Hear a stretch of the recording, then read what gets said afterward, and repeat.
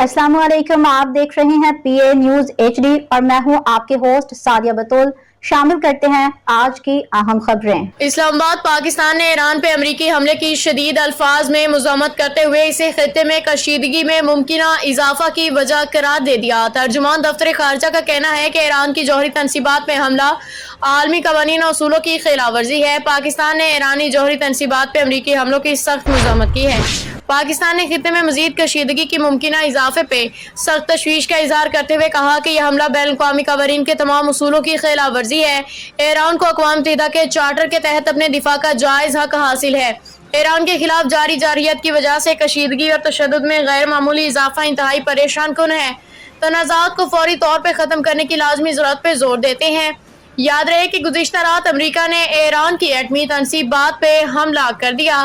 फर्दो जौहरी plant को मुकम्मल तबाह करने, नतन्स और अस्फहान की तनसीबात को जुज़वी नुकसान पहुँचाने का दावा किया है। अमरीकी फ़िज़ाई हमलों के बाद ईरान ने अपना हरमज़ बंद करने और अमरीका पे जवाबी हमलों का ऐलान कर दिया। अमरीका बराह रास्त ईरान इसराइल जंग में कूद गया। ट्रंप ने ईरान पे हमले के मंसूबा की मंजूरी देके अगले ही रोज तरदीद की, फिर कहा 2 हफ्ते बाद ईरान पे हमले का फैसला करेंगे। अपने तर्जुमान से भी यही अल्फाज कहलवा दिए। फिर अचानक इतवार की शब 2:30 पे ईरान की 3 एटमी तनसीबात पे फिजाई हमले कर दिए।